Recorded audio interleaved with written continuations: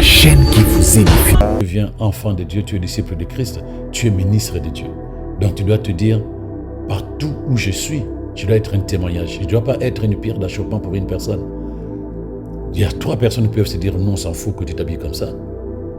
Il y a une personne qui va dire, ah, je te trouve sexy, madame la prophétesse. Mais tu auras 1 ou 2 personnes que tu vas te perdre parce qu'ils sont gênés par ta façon de t'habiller. Donc il y a une manière fonctionnelle qui peut tenir dans ta manière de t'habiller lorsque tu sais que tu es disciple et donc ministre de Dieu. Eh oui. Et il y a un autre point que tu dois prendre en compte aussi. Est-ce que je vis avec satisfaction? Est-ce que lorsque je m'achète des habits, est-ce que je suis satisfaite des courses que j'ai faites? C'est-à-dire que est-ce que ce que j'achète me plaît spirituellement? Quand je dis spirituellement, déjà on dit, mais comment ça? On ne va pas tout spiritualiser. Non. Est-ce que ma conscience ne me condamne pas par l'achat du vêtement que j'ai acheté en disant, c'est quand même un peu osé? Ou simplement en disant, je sais que les gens vont parler, mais je m'en fiche. Effectivement, c'est ce qui se passe. Tu fais une remarque à une sœur et tu bombardes, vous les chrétiens. Ou elle te dit, moi, je n'ai pas acheté ça pour que les gens me regardent. Moi, ça m'a plu et je suis bien là-dedans. Donc, c'est à toi de te poser la question, est-ce que dans mon esprit, je suis satisfaite? Est-ce que ma conscience ne me condamne pas en achetant cet habit? Donc, lorsque Dieu pourvoit à tes besoins, il pourvoit à tes besoins pour la gloire de son nom. Donc, tu ne peux pas te lever le matin pour te dire, Dieu a pourvu, je m'achète ce que je veux. Non. Il faut que ce que tu as acheté, ta manière de t'habiller, glorifie son nom. Tu ne peux pas te lever le matin pour te dire, j'ai l'argent, j'ai eu mon salaire, on m'a donné de l'argent, j'achète ce qui me va. Donc, comme je disais tout à l'heure, il y a les habitudes de ce monde qui doivent être auxquelles tu dois te déconnecter, comme dit Romains 12, verset 2. Ne te conforme pas aux habitudes de ce monde, mais laisse Dieu renouveler ta façon de voir les choses. Tu ne seras pas ringard, tu ne seras pas quelqu'un de l'Antiquité. Non, tu peux t'habiller à la mode, tu peux t'habiller cher, tu peux t'habiller propre, mais décente. Mais décente. Donc ça, ni Dieu, ni moi ne vont te dire, c'est pas bien ce que tu fais. C'est ton cœur de disciple de Christ qui doit s'associer à tes choix. Et non pas ton cœur de jeune dame qui a besoin de paraître. Parce qu'à l'intérieur, il y a ces deux paramètres. J'ai besoin de paraître, j'ai besoin de faire comme tout le monde, et j'ai besoin de plaire à Dieu. Qui gagne dans l'influence de tes choix vestimentaires? Est-ce que c'est la disciple de Christ et c'est l'enfant de Dieu, c'est l'épouse de Jésus, ou la jeune dame qui, oui, naît de nouveau, mais dont les pensées, dont les envies sont toujours restées des envies de la chair, des pulsions de la chair. Quand je dis chair, encore une fois, ne vois pas le péché, mais je te parle du corps humain, de l'humain. Donc c'est le cœur. Quand je dis, est-ce que je suis content? Est-ce que mon âme ne me condamne? Mon cœur ne me condamne pas. Tu peux aussi te poser la question, est-ce que mon habit, est-ce que c'est digne de ce que je suis en tant qu'enfant de Dieu? Maintenant, tu vas me poser la question, mais qu'est-ce que tu appelles un habit digne en tant qu'enfant de Dieu? Mais je le dis tout au début, épouse de Christ, ton corps, dans ce qu'il a d'intime, appartient à ton époux. Mais si tu t'habilles et que tout le monde voit, tu as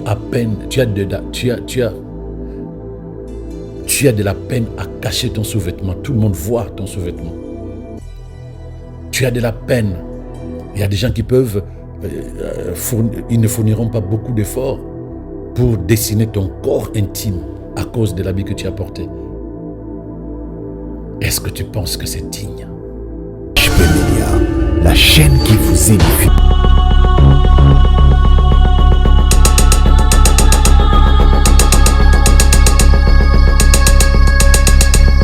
Le vêtement que doivent porter les femmes à l'église, bon, c'est un très très vieux débat. pas seulement chez le chrétien, parce que même chez le musulman, il y a des oppositions au sein même de l'islam, des gens qui se disputent sur ce que les femmes devraient porter.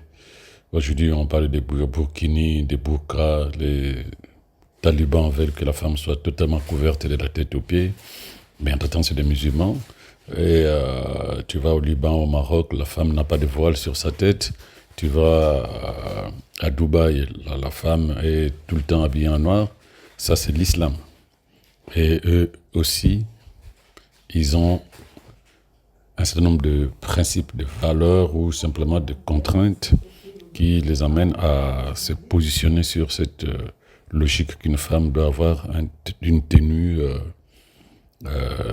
vestimentaire spécifique. Donc, mais maintenant, si je reviens sur notre foi chrétienne, quelle lumière la Bible jette-t-elle sur cette question? Y a-t-il un code vestimentaire définitif comme prescrit aux femmes? Alors, on nous parle de la pudeur, on nous parle de la bienséance, on nous parle de la décence. Mais est-ce que cela ne concerne que la femme? Pourquoi on ne parle pas de pudeur pour l'homme? Pourquoi on ne parle pas de bienséance pour l'homme? Pourquoi on ne parle pas de décence pour l'homme? Est-ce qu'on doit strictement appliquer les règles vestimentaires données dans les Écritures au sein de notre société actuelle? Parce que c'est des questions de bon sens. Voilà. Dans l'ancien temps, tout le monde s'habillait à un habit, homme-femme, hein. Tout le monde s'habillait à un habit qui ressemblait à une robe. Quand vous regardez les peintures ou les sculptures de l'Antiquité, même du temps de Jésus, tous avaient à peu près la même tenue, sauf que ça changeait sur 2-3 choses. Par rapport peut-être à la morphologie de la femme et par rapport à la morphologie de l'homme. Il ne faut pas aussi oublier que le but de l'habillement, ce n'est pas d'attirer l'attention sur nous, mais c'est pour se couvrir, pour se protéger, pour protéger le corps de divers éléments extérieurs. Sinon, il y a aussi des habits, effectivement. Je me rappelle quand Dieu a demandé à Moïse de construire le tabernacle, il a pris aussi le temps de donner un type de vêtements aux prêtres, aux sacrificateurs qui devaient servir dans le temple. Donc tout ça, ça ne devait pas poser problème si, évidemment, un élément essentiel est pris en compte. Pourquoi je m'habille? Pourquoi je m'habille? Et je répondais à la question, comment je m'habille? Évidemment, la première question, qui suis-je? La deuxième, pourquoi je m'habille? Et ensuite viendra la question, comment je m'habille? Parce qu'aujourd'hui, le débat est trop, j'allais dire, n'est pas loin de la violence. Parce qu'aujourd'hui, c'est dans beaucoup d'églises, les femmes n'ont plus le droit, sous couvert de 1 Timothée 2, versets 9 à 10, les femmes n'ont plus le droit de porter des bijoux, de séparer, comme on dit. Parce que ce verset, il a controversé dans beaucoup de cas. Donc, parce qu'il dit les femmes doivent séparer des vêtements respectables avec pudeur et maîtrise de soi, non pas avec des cheveux tressés et de l'or ou de perles et de vêtements coûteux, mais avec ce qui convient aux femmes qui professent la piété. Donc là, c'est une vraie disqualification de tout ce que l'on voit aujourd'hui dans nos églises. Parce que les femmes se tressent, et quand elles ont le moyen, elles s'achètent des bijoux. Mais en tout temps, on leur dit pas de bijoux, pas de l'or, pas de tresses, et pas de vêtements coûteux. Donc même si le Seigneur a fait grâce et a répandu dans la vie de cette dame, la richesse financière, elle n'a pas le droit d'acheter des vêtements conformes aux moyens dont elle dispose. Donc quand on prend ça comme ça, on se pose la question, quelle est la pensée spirituelle qui est derrière ces versets? Mais puisqu'aujourd'hui, les gens prêchent là-dessus, Et malheureusement, il y a des gens parfois euh, qui ont une certaine notoriété, donc qui sont écoutés, et ça fait des débats et des débats. Et puis, 1 Pierre 3, versets 2 à 5 aussi qui en parle. Donc, ces deux passages, pour moi, c'est une tentative des apôtres de éviter un comportement scandaleux dans l'Église. Les tresses, les bijoux, les vêtements coûteux étaient le modèle euh, de la société gréco-romaine. C'est-à-dire que les femmes grecques et les femmes romaines s'habillaient de cette manière-là. Mais est-ce que c'est un problème de foi, c'est un problème spirituel ou c'est un problème de culture? Parce qu'aujourd'hui, nous tous nous habillons. Hier, le débat sur le pantalon est en train de disparaître progressivement dans les églises. Mais il n'y a pas très longtemps, la femme ne pouvait pas porter un pantalon. Pourquoi? Parce qu'on te dira que c'est un pantalon. Le pantalon, c'est un habit d'homme. Ça n'a jamais été un habit d'homme, puisque la forme ne signifie pas qu'il n'y a que les hommes qui portent des pantalons. Dans les années passées, en fait, les siècles passés, si je peux me permettre, il y a des femmes qui portaient des pantalons sous leur grande jupe. Dans les siècles passés, les hommes portaient des mini-robes. C'était leur mode de vie. Donc ce n'est pas la mode, ce n'est pas le style d'un vêtement qui fait que c'est pour un homme ou c'est une femme. Mais quand la Bible en parle dans l'Ancien Testament, étant donné que tous, hommes et femmes, avaient à peu près le même vêtement, enfin le même style de vêtement si tu veux, donc pour ne pas prêter confusion, il n'était que normal qu'on dise, écoute, tu prends ton habit à toi, tu gardes pour toi, tu ne peux pas, ta femme ne peut pas le prendre ou ton mari ne peut pas l'utiliser. Mais lorsque on crée un pantalon, un t-shirt, en prenant compte la morphologie de l'homme ou de la femme, c'est pas parce que c'est un pantalon que c'est un habit d'homme. Donc ça, c'est un problème de culture vestimentaire qui change selon les siècles, selon les périodes, selon les environnements. Non, mais maintenant, on se pose la question, pourquoi ce verset de 1 Timothée est-il dans la Bible?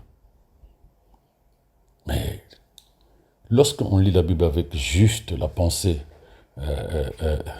spirituelle, on perd de vue que la Bible, c'est à la fois la parole de Dieu, le conseil d'organisation de la communauté. Il y a aussi la constitution politique du peuple juif. Il y a aussi le code civil de la nation juive. Il y a tout ça dans la Bible. Mais nous avons aussi la parole. Parce qu'aujourd'hui, par exemple, tu as dans la Bible ce qu'on appelle le Shabbat. Le Shabbat, à partir de vendredi et tous les samedis, on ne travaille pas. C'est dans la Bible. Pourquoi on ne met pas ça en pratique? Pourquoi on ne met pas ça en pratique? Pour dire c'est dans la Bible, mettons en pratique. Et je peux aller plus loin que ça. Nous savons faire le tri. En disant ça, c'est pas notre contexte. Ça, c'est pas notre contexte. Parce que si on lit la parole de Dieu avec les yeux, les yeux de la culture, de la tradition, ou simplement de manière obtuse, on ne verra pas tous ces détails-là en disant que ça, c'est la partie politique, c'est la partie sociale, c'est la partie constitutionnelle, et ça, c'est la partie contextuelle, si on appelle le contexte. Dans quel contexte la parole a-t-elle été inspirée et comment on peut interpréter un verset par rapport à notre siècle, par rapport à notre génération?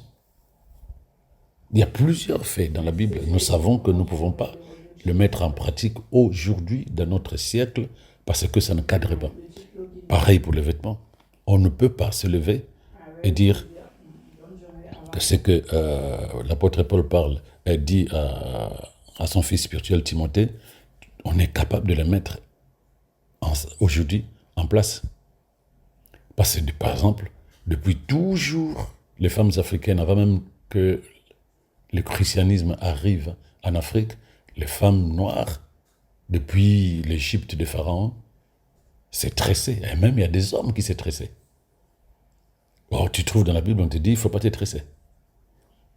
Maintenant, pose-toi la question entre la culture de la coiffure noire et la culture de la coiffure blanche du temps de gréco-romain, de Grecs et de Romains. Quelle différence? Qui s'est tressé pendant ces temps-là? Ça signifiait quoi à ce moment-là? Et qui mettait des perles? Ça signifiait quoi? Parce que là, par exemple, il précise bien dans ce verset, pas des habits coûteux. Quel est l'impact spirituel pour une femme qui porte un habit de, je sais pas quoi, de 1000 euros, de 5000 euros? Quel est l'impact spirituel? Donc c'est là où il faut remonter le temps pour se dire pourquoi Paul le dit-il à Timothée par rapport à la gestion de son église. Parce qu'il n'a pas dit, l'Esprit m'a inspiré en disant que les femmes ne doivent plus. Non. Il parle à Paul, et Pierre parle aussi aux églises qu'il a implantées, mais quel était l'impact pendant cette période-là dans l'église pour qu'une femme ne se tresse pas, ne porte pas de perles ou ne porte pas des habits coûteux. Donc la principale question que tout chrétien devait se poser est qu'est-ce que j'essaye d'exprimer en m'habillant? Donc que ce soit la sœur, que ce soit le frère. Il n'y a personne qui doit normalement interdire à quelqu'un de faire quelque chose si cette personne n'a pas de conviction. Il doit apprendre à comprendre. Ce qu'on peut faire, c'est enseigner. Mais maintenant, il faut que la personne se gêne. J'ai une morphologie assez abondante, je ne sais pas comment il faut le dire. Donc, je ne peux pas être victime de la mode. Parce que si je porte comme une femme de 50 kilos, je porte un habit que portent les personnes minces ou maigres, moi alors que j'ai à peu près une centaine de kilos, sûrement ça va être difficile. Mais maintenant, je me pose la question. Moi, si je dois m'habiller de cette manière-là quand même, parce que c'est la mode, est-ce que je me connais? À un moment, je disais, gêne-toi pour ne pas gêner les autres. Donc, c'est plutôt la sœur elle-même qui doit se dire, quand je m'habille, quelle est la raison? Il y a beaucoup qui disent, oh non, je ne m'habille pas pour les hommes. D'accord. Mais est-ce que tu es capable de te dire, si c'était une autre personne qui s'habillait telle que je m'habille, quel est l'impact? Donc on ne peut pas utiliser la Bible dans toutes les sauces. On doit simplement se poser la question, ce que je fais, est-ce que c'est bon ou c'est pas bon? Qu'est-ce que j'essaie de dire dans ma façon de m'habiller? Qu'est-ce que j'essaie d'accomplir par ce que je choisis, par l'habit que je choisis de porter? Parce que, il faut le savoir, les vêtements illustrent non seulement mon appartenance à Christ, mais aussi mon engagement envers la vie d'une épouse qui honore son époux. Et mon époux, en tant que femme chrétienne, c'est Christ. Donc les habits, les femmes mariées auront du mal à s'habiller comme si c'était des femmes qui veulent être vues d'une manière ou qui veulent vendre leur corps. Donc si on a cette conscience que je suis épouse de Christ, je dois honorer mon époux, que ma nudité, que mon corps, que mon intimité ne soit pas visible par tous, on n'a pas besoin de te donner un verset. Tu as une relation personnelle avec Christ et tu restes là-dedans. C'est Romains 12, verset 1 qui le dit, mais moi j'aime bien le lire en parole vivante. Il dit que nous devons mettre à sa disposition, donc un instant, donc nous devons mettre tout notre corps à sa disposition. Romains 12, verset 1, voilà, je vous demande, frères, à cause de la bonté que Dieu vous a témoignée, de lui consacrer votre être tout entier. Donc la femme chrétienne, née de nouveau, elle a consacré son corps tout entier à qui? À Christ. Et la Bible continue, que votre corps, votre force et toutes vos facultés soient mis à sa disposition comme une offrande vivante, sainte et qui plaise à Dieu. Donc, lorsque une femme se lève, elle a développé une relation personnelle avec Christ au travers de sa nouvelle naissance. Non seulement elle est comme une épouse pour Christ, mais elle a dans sa pensée un seul désir, honorer son époux de Seigneur et Sauveur, au travers quoi? Ben, que tout ce qui est intime ne soit pas exposé. Tout ce qui génère de l'intimité ne soit pas exposé. Donc là, je n'ai pas besoin que quelqu'un me dise, ne portez pas ça. C'est dans ma relation avec Dieu.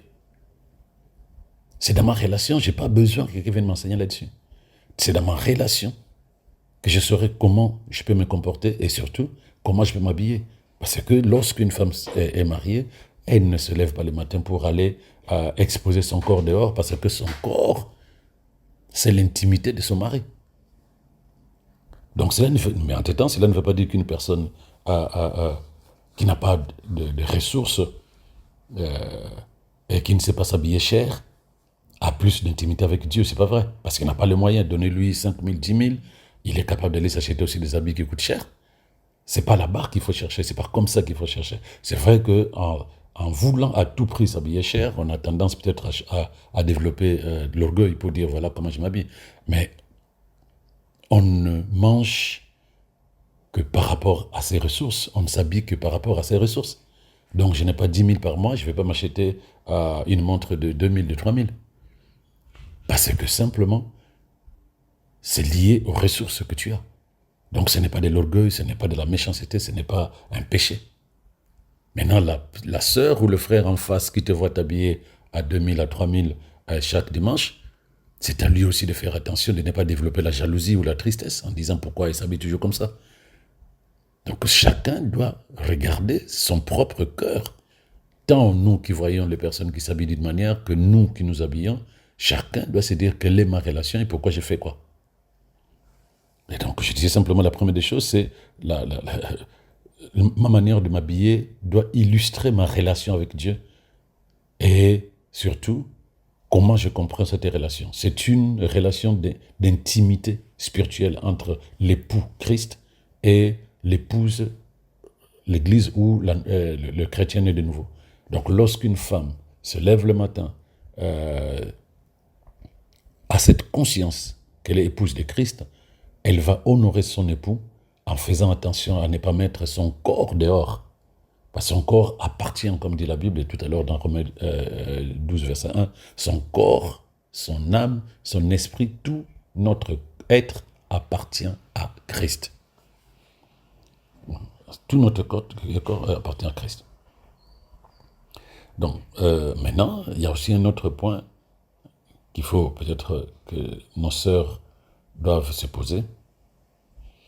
C'est se dire, ma vie chrétienne, est-ce que je suis concentré sur la partie spirituelle ou je suis encore dans la chair?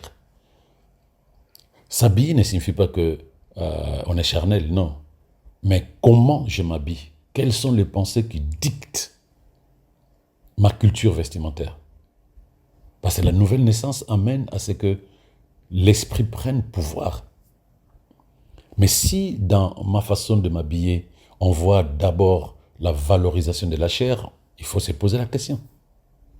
Si dans ma façon de m'habiller, on voit quelqu'un qui court derrière la mode, quel que soit le type d'habit, parce que la mode ne signifie pas que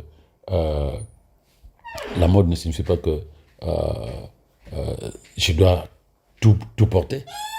Donc je suis forte de poitrine, je suis forte de corps, je ne peux pas porter les habits, la mode qui passe à la télé pour les personnes de taille moyenne ou de corps maigre. Ça signifie simplement que je n'ai pas compris qui je suis. Donc, quelle est la conscience de mon cœur? Suis-je dans la partie spirituelle lorsque j'achète, je mets en place ma garde-robe, ou je suis sur la partie charnelle lorsque je vais au centre commercial, je vais au magasin? Donc, nous devons vraiment faire la distinction entre apprécier un habit et vouloir à tout prix être dans un habit. Apprécier, je peux apprécier, c'est très joli, mais je sais que c'est joli, mais ça ne rentre pas dans ma culture chrétienne. J'apprécie, mais ça ne rentre pas dans ma culture chrétienne. Je ne suis pas obligé d'acheter parce que tout le monde achète. Parce que si tout le monde achète des mini ou presque le début de faire se voir, moi je me poserai la question pourquoi je tiens à acheter ça. Donc je suis une femme chrétienne née de nouveau avec comme époux spirituel Christ, pourquoi je vais acheter ça? Est-ce que j'ai besoin de mettre en valeur ma relation avec Christ ou mon corps? Donc ça, c'est un élément essentiel. Donc, quelle est la priorité lorsque je me lève le matin, je me couche le soir? Donc là, je parle à la place d'une femme chrétienne.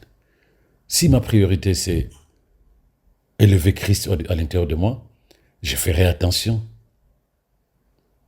à la manière dont je vais m'habiller. Donc, rien que mes pensées, puisque s'habiller avec décence, avec pudeur, puisque c'est le terme utilisé par Paul, c'est un problème de pensée spirituelle. Comment je pense? Parce que lorsque j'achète un habit, mais c'est sûr que c'est sur la base de ce qui se passe à l'intérieur de moi. Alors, quelles sont les priorités de mes pensées? Le spirituel ou la valorisation de mon corps ou l'appréciation de mes formes? Parce qu'il y a tout ça aussi. Qu'est-ce qui se passe à l'intérieur de moi? Comment je me vois? Parce qu'on peut être chrétien et s'habiller de manière décente. On peut être chrétien, s'habiller à la mode, mais de manière décente. Donc, il y a un autre point qu'il faut aussi soulever. Est-ce que je fais des choix vestimentaires cohérents avec ma pensée de nouvelle création? Est-ce que je suis cohérent entre ma foi et mes vêtements? Suis-je cohérent entre ma foi et mes vêtements? Et c'est là où Romains 12, verset 2 revient là-dessus, parce qu'il nous dit, ne te conforme pas aux habitudes de ce monde. Donc, une femme née de nouveau ne doit pas se conformer aux habitudes vestimentaires de l'environnement dans lequel il est. Mais on doit plutôt laisser Dieu nous transformer et nous donner une intelligence nouvelle. Donc, je suis né de nouveau. À l'intérieur de moi, j'ai le cœur de Christ et je ne suis plus emporté par les habitudes de ce monde, et surtout les habitudes vestimentaires aujourd'hui, qui n'ont plus rien à voir avec s'habiller. Ça n'a plus rien à voir. Toutes les personnes une grande partie des stylistes qui créent la mode aujourd'hui, surtout pour les femmes, c'est pour mettre en valeur leur corps. Or, mettre en valeur leur corps, ce n'est pas « tu es bien habillé ». Non. C'est ce terme qui est utilisé dans les discours standards, qui ne dit plus rien du tout chez beaucoup de personnes. Tu es sexy. Sexy, il y a sexe dedans. Donc, mais les gens ne font même plus attention à ça. On te dit, c'est un t-shirt sexy. Ça signifie simplement que ça va faire ressortir ta poitrine. Pourquoi je me focalise sur ça? Cette jupe est sexy. Ça va faire sortir tes postérieurs. Pourquoi ça m'intéresse que mes postérieurs soient dehors? Donc, ce sont des questions pour n'importe quelle personne née de nouveau doit se poser en se disant, est-ce que le choix de mes vêtements est basé sur quoi? Est-ce que ce choix est cohérent avec ma foi ou surtout ma nouvelle vie? Donc quand il dit ne te conforme pas, ça ne signifie pas que tu deviens ringard. Tu n'es pas ringard, mais tu es citoyenne du royaume. Et dans ton royaume, les gens ne valorisent pas le corps. Dans ton royaume, les gens priorisent l'esprit. Donc tu t'habilles à la mode, mais de manière décente. Quand tu dis cette jupe est sexy, tu sais que sexy, ce sexe, donc c'est le corps. Tu cherches une jupe qui couvre ton corps de manière décente, mais jolie, qui se sait bien, même parfois à la mode, mais tu es convaincu que tu n'as pas acheté par rapport à ce que les gens ont dit, c'est-à-dire c'est sexy. Tu as acheté parce que c'est joli sur toi, parce que c'est à la mode, parce que ça te va bien, mais que c'est décent, c'est propre, Et ça cache. Et tu es pudique. Ça cache ce qui doit être caché dans ton corps. C'est essentiel. Donc, le signe du changement spirituel, par rapport à ça, le signe du changement spirituel, je vais dire, c'est aussi la maîtrise de soi. Là où tu sens ton cœur bouillonner, tes émotions bouillonner, tu veux faire comme tout le monde. Mais si tu veux prouver que tu es enfant de Dieu, si tu veux fonctionner en enfant de Dieu, tu dois déjà commencer par maîtriser tes émotions, maîtriser les pulsions charnelles, pour dire non, je ne veux pas faire comme tout le monde. Je suis enfant de Dieu. Je ne vais pas fonctionner comme tout le monde, je suis citoyen du royaume. Donc c'est là où je voudrais vraiment encourager le système de maîtriser les appétits et les pulsions charnelles, parce que c'est un choix très délicat de définir ce que je dois porter comme vêtements avec cette liberté que Dieu nous donne. Tout m'est permis, mais tout n'est pas utile. Donc, puisque tout m'est permis, je n'ai pas besoin que quelqu'un me juge. Je n'ai pas besoin que quelqu'un vienne me dire pourquoi tu t'habillais comme ça. Puisque la Bible me dit même que tout m'est permis. Maintenant, c'est à moi de faire le choix. Si c'est utile pour moi, parce que c'est ça. Donc, je n'ai pas besoin d'être emporté par les pulsions ou par les émotions ou par les habitudes de ce monde.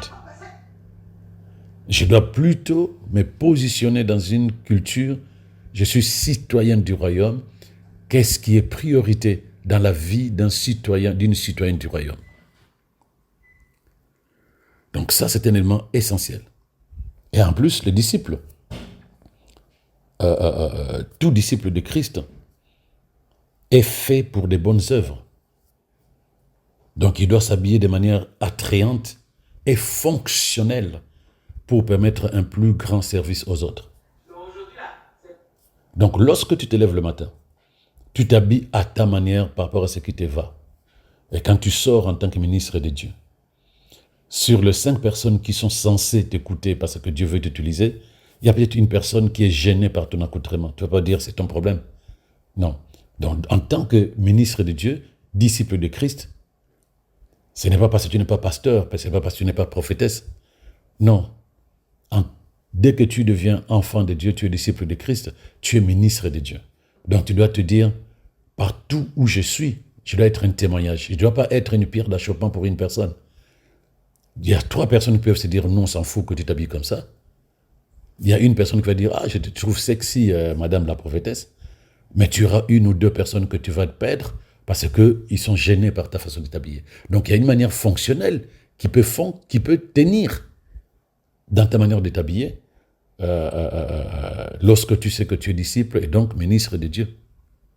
Eh oui. Et un autre point que tu dois prendre en compte aussi. Est-ce que je vis avec satisfaction? Est-ce que lorsque je m'achète des habits, est-ce que je suis satisfaite des courses que j'ai faites? C'est-à-dire que est-ce que ce que j'achète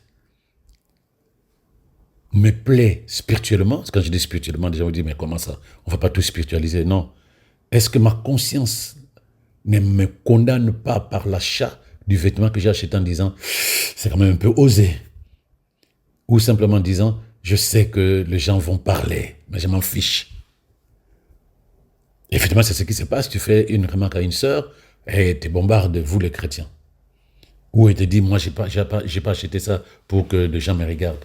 Moi, ça m'a plu et je suis bien là-dedans. Donc, c'est à toi de te poser la question, est-ce que dans mon esprit, je suis satisfaite? Est-ce que ma conscience ne me condamne pas en achetant cet habit?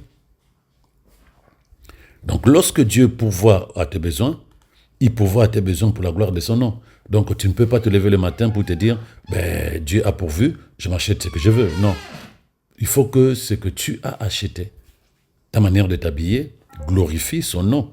Tu ne peux pas te lever le matin pour te dire, ben, j'ai l'argent, j'ai eu mon salaire, on m'a donné de l'argent, j'achète ce qui me va.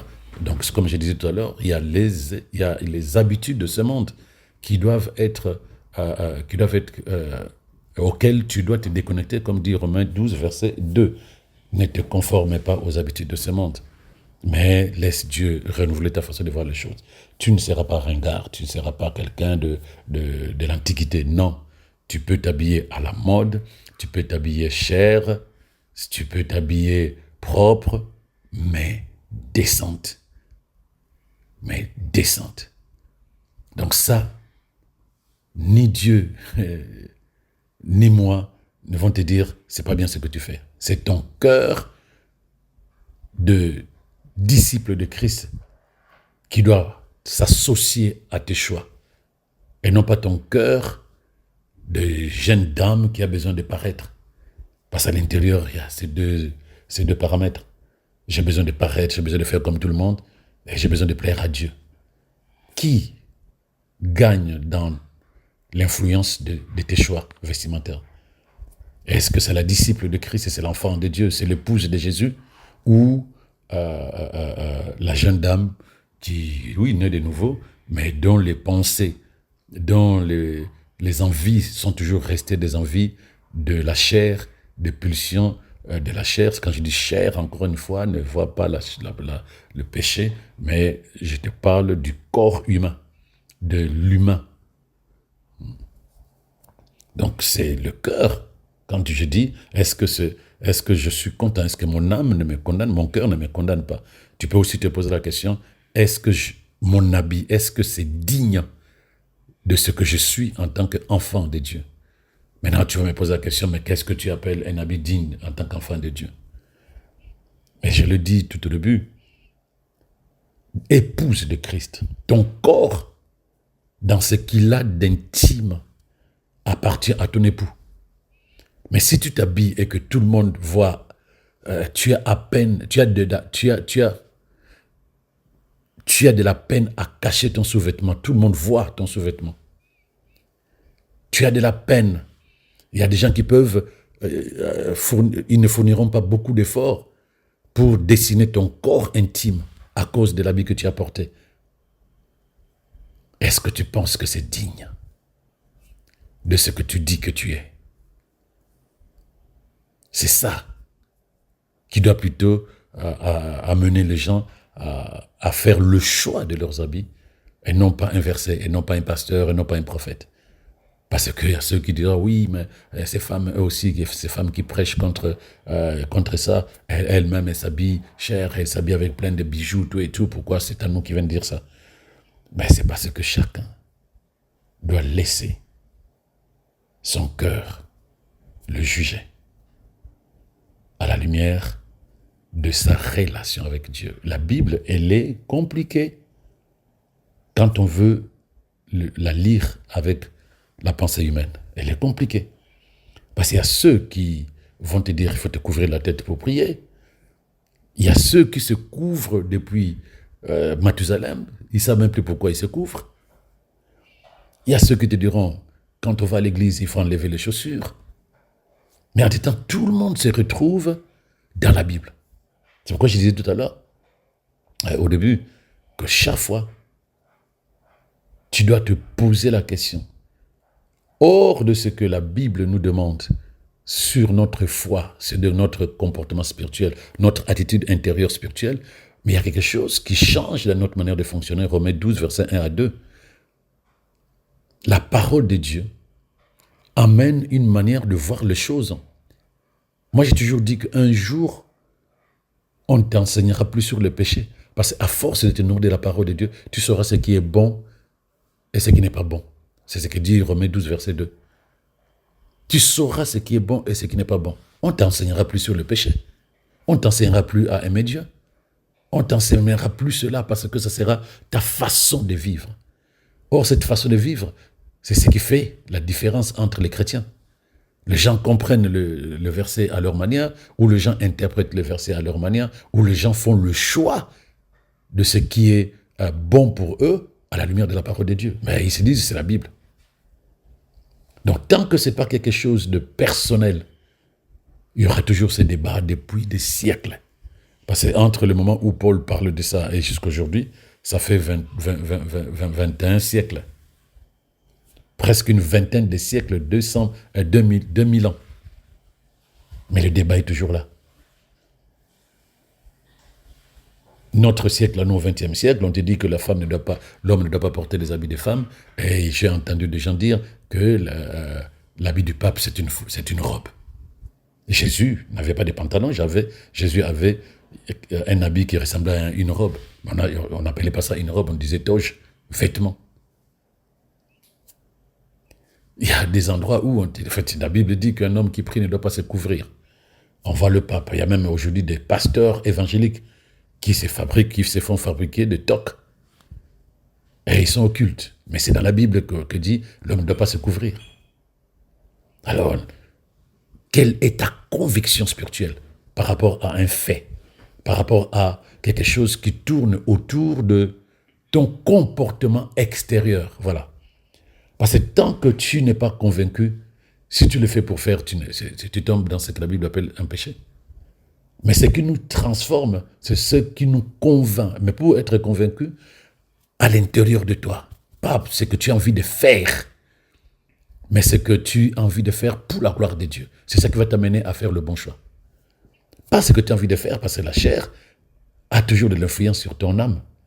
Mais ce que tu as envie de faire pour la gloire de Dieu. Et tu verras que progressivement, tu vas trouver le bon tempo quant à la manière de parler, de faire le choix de tes vêtements ou de te comporter simplement. Tu trouveras le tempo aussi à chaque instant que tu veux t'acheter un habit, à chaque instant que tu veux dire quelque chose, tu regardes si cela va glorifier le Seigneur. Et pour les vêtements, je l'ai dit, comme un époux. Comment peux-tu honorer ton époux? Au travers de tes choix vestimentaires. Donc, est-ce que tes habits sont dignes, sont décents? Est-ce que ça honore ton époux de Christ? Donc ça, c'est un élément sur lequel tu peux te positionner en disant, ok, je vois de quoi il s'agit. Si je sors en l'état, mon époux spirituel, là, il n'est pas honoré parce que mon corps qui lui appartient, mon intimité qui lui appartient, est à deux doigts d'être visible dehors. Et il y a des gens qui commencent à fantasmer sur moi parce que tout est dans la pensée spirituelle. Donc la personne qui fantasme sur le corps d'une femme à cause de ses vêtements, cette personne est en train de l'imaginer avec lui dans des positions qui ne sont pas pour la gloire de Dieu. C'est ça le fantasme.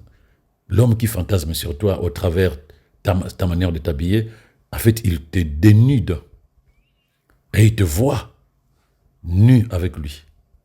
Pourquoi? Parce que tu as proposé, consciemment ou inconsciemment, tu as fait tic, et la personne dit, ok, je prends. Et il s'en va. Et souvent, je dis aux jeunes filles, il faut vraiment faire attention. Parce qu'il y a des personnes tellement, ils sont forts spirituellement, mais de manière négative. Donc, à force de l'exciter, de l'amener à un niveau de fantasme tel qu'il va utiliser sa force spirituelle négative pour te posséder. Il devient ton mari de nuit. Et tu te poseras la question pourquoi? Mais ce n'est pas ton père, ce n'est pas ton oncle, rien du tout. Tu as ouvert une porte et il est passé par là, il te possède. Donc, tu dois te poser la question, sœur, est-ce que l'habit que je porte rend-il gloire à Dieu? Rend-il gloire à Dieu? Alors, quand on est attaché aux vêtements, on va se dire, mais Dieu c'est le cœur, je suis d'accord. Mais est-ce que l'habit que je porte ne prête pas confusion? Est-ce que l'habit que je porte n'attriste pas quelqu'un sur le chemin que j'emprunte dans la vie, matin, midi, soir, là? Elle dit, ah, mais elle, c'est quand même une sœur. Mais pourquoi elle met son corps dehors comme ça, là? Tu te poses la question, est-ce que l'habit que je porte rend gloire à Dieu? Donc, c'est des choses dans 1 Corinthiens 6, je pense, 1 Corinthiens 6, 2 minutes, 1 Corinthiens 6, 19, si je m'abuse. Donc, tu te poses la question. Oui, 1 Corinthiens 6, 19, il dit, « Ignorez-vous que votre corps est le temple même du Saint-Esprit qui vous a été donné par Dieu et qui maintenant demeure en vous. Vous ne vous appartenez donc pas à vous-même. » Donc quand tu es chrétien, tu vas te dire, je ne m'appartiens plus à moi, donc je ne vais pas utiliser mon corps pour mes fins personnelles en tant qu'être humain. Le Saint-Esprit règne en toi. Tu ne peux pas lui dire, j'ai envie de m'habiller comme cette sœur-là, que cette fille-là. Lui te dira non, parce que ça ne me glorifie pas.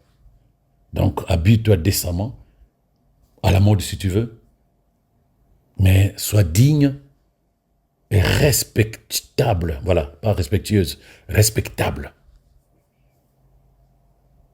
Vous ne vous appartenez donc pas à vous-même. Ça, c'est un élément essentiel que nos sœurs doivent savoir. Au lieu de courir derrière la mode sexy. Parce que moi, le seul débat que je peux faire là-dessus, en fait, mon seul point de vue que je peux donner là-dessus, c'est celui-là. Habille-toi comme tu peux, mais sois décente, sois respectable, sois digne, et que tes pensées de t'habiller glorifient le Seigneur en tant qu'épouse et en tant qu'instrument de Dieu, c'est-à-dire, je ne m'appartiens plus à l'intérieur de moi. L'Esprit de Dieu habite en moi. Donc, lorsque tu portes quelque chose, comme la Bible dit, c'est un trésor aussi précieux, tu ne peux pas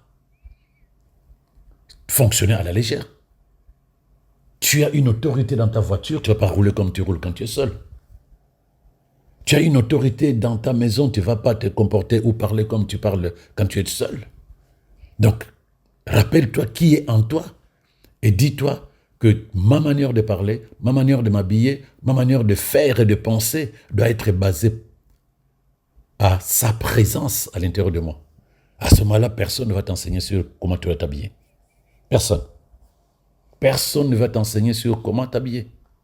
Donc maintenant, par rapport à tout le reste, c'est-à-dire tous les débats qui sont sur Internet, dans les églises, la femme ne doit pas porter ceci. Je ne parlerai pas que de la femme. L'homme et la femme, nous avons une obligation de ne pas être des pierres d'achoppement. C'est-à-dire à partir de nos vêtements que les gens commencent à se poser la question. Parce que c'est la pollution de pensée. Ce n'est pas... Il n'y a pas un type de vêtement chrétien. Il n'y en a pas. Il n'y a pas un type, parce qu'il y a des gens qui ne sont pas chrétiens, mais qui s'habillent de manière décente. Donc il n'y a pas un type de vêtement chrétien, il n'y en a pas. Je me rappellerai toujours que du temps des pentecôtismes, c'est des longues jupes qui allaient jusqu'aux chevilles. Et jusqu'aujourd'hui, par exemple, dans certaines églises antillaises, surtout en Haïti, mais jusqu'aux avant-bras, jusqu'aux avant-bras, la femme est censée ne pas montrer ses bras jusqu'au cou. Donc tu as une femme totalement... il y a une chemise qui va pratiquement aux mains, et jusqu'au cou, on ne voit pas le cou de la femme, et on voit que ses pieds. Aujourd'hui, quand ces gens vont à l'église, ces femmes vont à l'église, elles s'habillent comme ça. Nous sommes au XXIe siècle. Mais combien de ces jeunes filles qui s'habillent comme ça pour aller à l'église, qui, lorsqu'elles sortent, elles ne s'habillent pas comme ça? Parce qu'elles sont convaincues que ce n'est pas ça. Leur cœur n'est pas encore totalement libéré pour se dire, je m'habille comme ça. On peut s'habiller en allant à l'église de manière à la mode, mais digne, respectueuse et respectable, et surtout décente. On peut s'habiller. Donc moi, je ne serai pas celui qui te dira, oui, ils ont raison, il ne faut pas te tresser, faut pas porter des perles, il ne faut pas porter des habits chers. Nous sommes dans un contexte. Donc, malheureusement, aujourd'hui, dans nos églises évangéliques, les gens se lèvent le matin, ce qui les importe. La Bible dit. Mais c'est comme je l'ai dit, il fallait qu'on aille chercher depuis Genèse jusqu'à aujourd'hui ce que nous ne faisons pas, mais qui est dans la Bible. Hein. Nous ne le faisons pas parce que nous savons que c'est contextuel. Mais c'est dans la Bible. Eh oui. Nous ne le faisons pas. Nous sommes au XXIe siècle où nous avons des haut-parleurs, nous avons des micros. Mais il y a des gens qui sont levés dans nos églises qui ont acheté des cornes de vaches pour jouer en pleine église au XXIe siècle, sous couvert que dans la Bible, les tchofards, ça s'appelle comme ça, les tchofards, c'est ce que le peuple, c'est que Israël jouait lorsque Dieu voulait parler. Mais ils n'avaient pas ce que nous avons aujourd'hui. Mais ça n'a rien de spirituel. C'est pas parce que dans la Bible, on jouait du chauffard que toi, tu vas jouer aujourd'hui, tu seras plus spirituel que moi qui ne joue pas. Ce n'est pas parce que dans la Bible, on mettait un morceau de tissu bleu-blanc sur la tête lorsqu'on se mettait devant Dieu, que lorsque tu ne mets pas ça, tu n'es plus spirituel. Ça, c'est la mode. Mais une mode ridicule, spirituellement parlant. Il y a des contextes. On dit que la femme ne prêche pas, dans les églises, mais quel nombre de prophétesses et de pasteurs nous avons aujourd'hui? Pourquoi on ne pratique pas ça? Et la plupart aussi de ces personnes qui parlent de vêtements de femmes, malheureusement, c'est des femmes. Et maintenant, on prend aussi la culture dans laquelle on est né de nouveau. Cette culture qui n'est pas la culture du royaume à la lumière de la parole de Dieu, c'est la culture de notre environnement de vie. Cette culture impacte. Moi, j'étais dans un pays africain, au Sénégal. J'avais une secrétaire. J'ai commencé à peine, je crois, en 2 mois. Une stagiaire qui faisait ma secrétaire, sénégalaise qu'elle était, qui était avec moi là, dans mon bureau. Elle est tombée malade. Elle a disparu 1 semaine, je pense. Je me suis dit, je vais quand même la chercher où elle habite. Je venais d'arriver au Sénégal, je ne connaissais pas Dakar. J'ai tout fait, j'ai trouvé la zone. On m'a donné ses coordonnées, la zone, parce qu'il n'y a pas de GPS, il n'y a pas de... Je trouve jusqu'à ce qu'il y a plein de sable. Je suis arrivé quand même jusqu'à devant leur maison. Je frappais. La personne qui m'a ouvert, c'est une jeune fille qui devait avoir 20, 22 ans, torse nu, à peine l'habit jusqu'à la ceinture. Et elle voit que j'étais un étranger, habillé proprement. Je viens d'arriver, c'était pas un boubou. Elle m'a refermé la porte, là, je l'entendais parler à l'intérieur.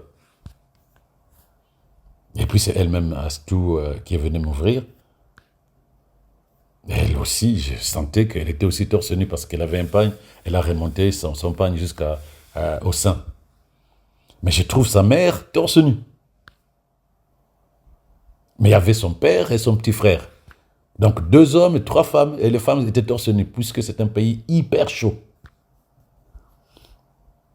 Moi, dans ma culture de l'Afrique centrale, c'est choquant. Mais eux, ils vivent comme ça, là. La Bible dit que l'homme et la femme étaient nus au départ, et ils n'en avaient point honte. C'est mental. Parce que je peux voir une sœur qui est mal habillée. En fait, tu vois, je suis dans les travers moi-même aussi. Une sœur dont le corps est presque dehors à cause de ses vêtements. Mais pourquoi ça me fait mal? Parce que je suis dans une culture. Pourquoi ça doit me faire mal de sentir le corps nu de la femme derrière un tissu à peine qui la protège? Pourquoi ça doit me faire mal? C'est ma façon de voir les choses, c'est ma culture. C'est ma culture. Comme tu peux aussi fantasmer sur une femme qui est en boubou, qui est en peignoir. N'importe quel habit peut t'amener à réfléchir mal si tu as des pensées perverses. Mais encore une fois, comme je l'ai dit, tout ça, c'est la maîtrise qu'apporte l'esprit en nous. Ce n'est pas l'habit qui fait qu'un homme commence à avoir des pensées impures. C'est sa tête. Parce qu'un homme peut avoir des pensées impures, même quand la femme est bien habillée décemment. Je ne sais pas, il va réfléchir ce qu'il y a à l'intérieur. Donc, ce n'est pas l'habit. C'est ce qu'il y a à l'intérieur de moi. C'est ma culture mentale, ma culture spirituelle, mon niveau de compréhension. Je termine sur cette illustration, on était un jour en Espagne avec les enfants et toute la famille. Et tu vois à la plage des femmes au sein nu. Elles jouent, elles sont allongées là devant toi. Elles traversent là où tu es, toi tu es là.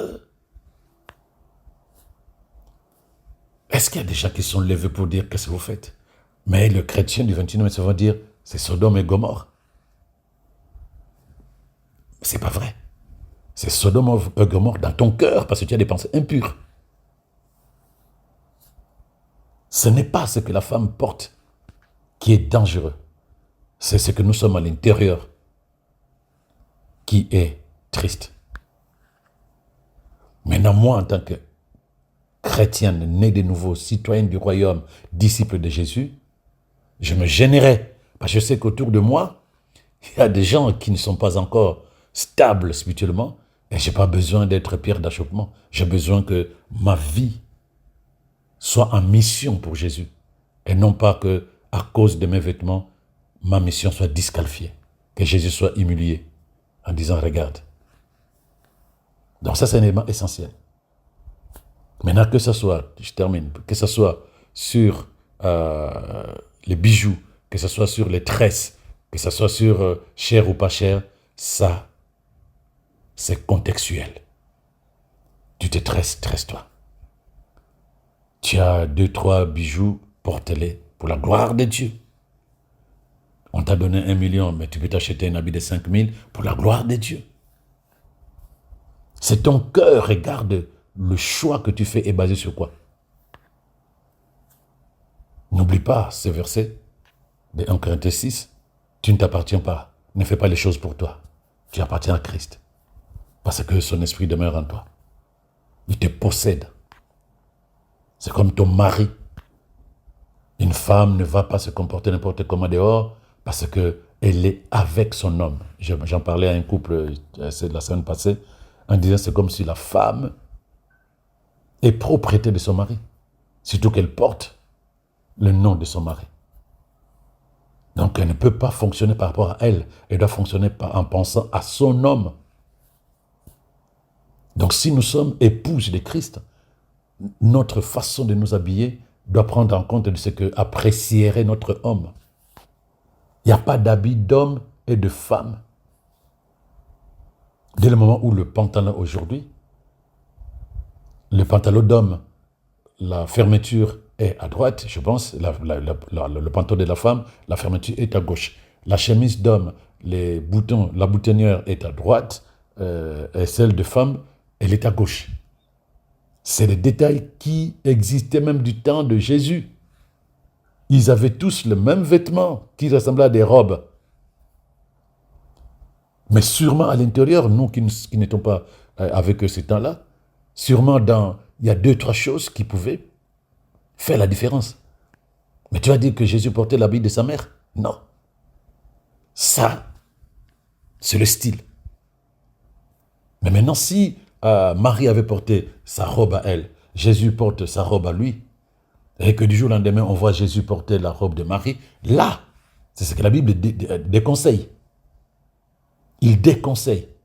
Parce que ça crée une certaine perversion. Pourquoi tu portes l'habit de ta mère ou de ta femme? Ben aujourd'hui, dans les maisons, on sait qu'il y a des jeunes filles qui portent le t-shirt de leur mari quand ils travaillent. Elle travaille à la maison, je ne sais pas pourquoi, elle va prendre le t-shirt de son mari, elle porte. Est-ce qu'il y a un souci là-dedans? Qu'est-ce qu'il y a de spirituellement négatif là-dedans? Donc en fait, le plus grand problème, c'est nous à l'intérieur. Tant pour le choix des vêtements que je fais, que pour le combat contre le vêtement des femmes. Pourquoi ça m'intéresse tant? Pourquoi je suis si violent que ça par rapport à ça? C'est à moi de me poser la question, mais c'est quoi mon problème? Et la sœur aussi, c'est à elle de se poser la question, c'est quoi mon problème? Pourquoi je tiens à porter ça qui n'est pas forcément digne de ma posture chrétienne? Parce que mon intimité de corps semble être mise plus en valeur que ma spiritualité. Donc voilà ce que je pouvais dire là-dessus. Je ne lance pas un débat. Je ne lance pas un débat sur ça. Non. Je cherchais l'angle, le meilleur, c'est l'angle du choix de la personne et non pas l'angle spirituel. Parce que je te garantis que le seul péché qu'il y aura dans le vêtement d'une femme, c'est la raison pour laquelle elle s'habille de cette manière-là. C'est ça. S'il y a péché derrière un vêtement Ce n'est pas parce qu'elle a porté des perles, pas parce qu'elle s'est tressée, pas parce qu'elle a acheté quelque chose de 2000, de 3000. Non, c'est la raison spirituelle à l'intérieur d'elle.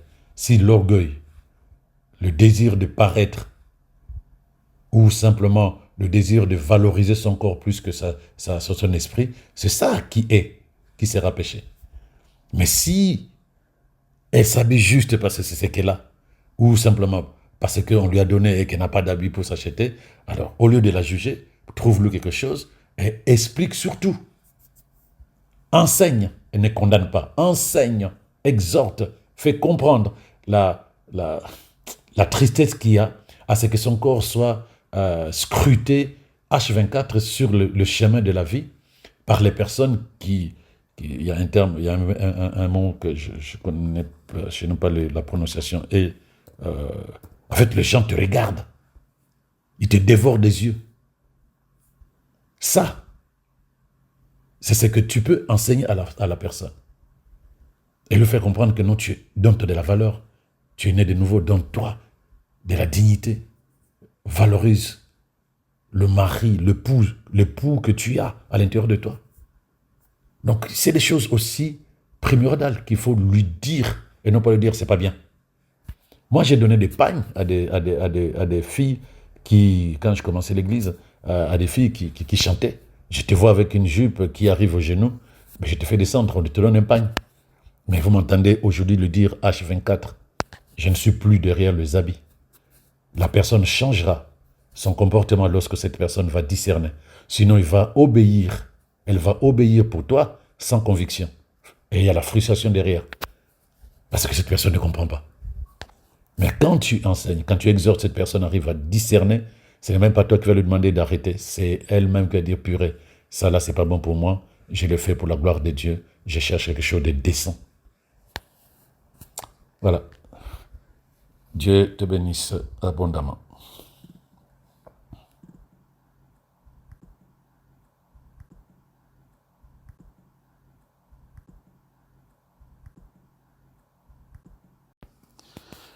Bon, Patricia, j'ai pu répondre à ta question, mais encore une fois, comme je t'avais dit, je pense que c'est un faux débat.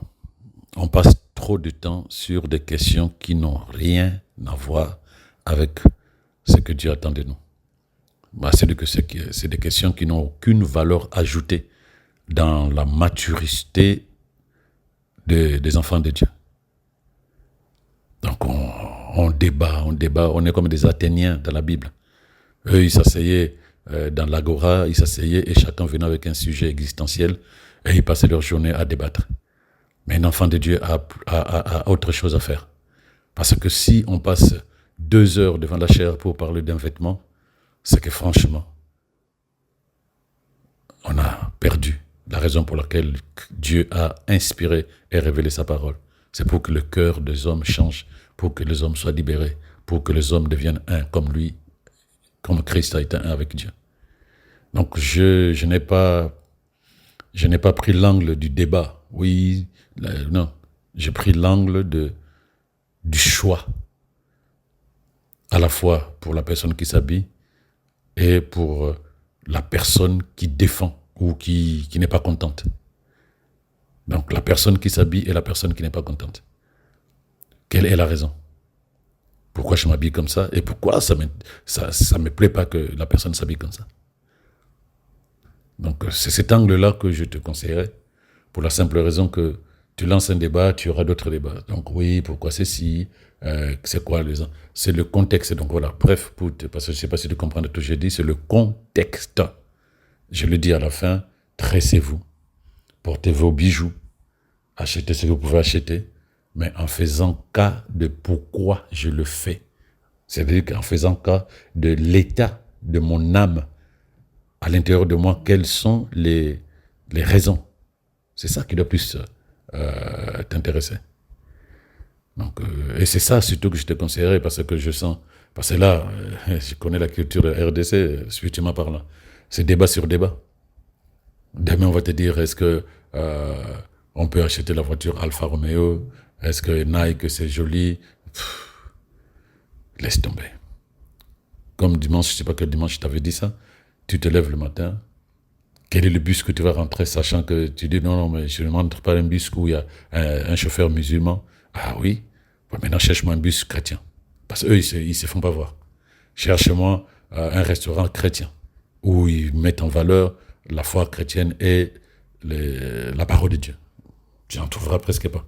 Donc nous allons dans des endroits où il y a plus de difficultés spirituelles, mais nous y allons quand même.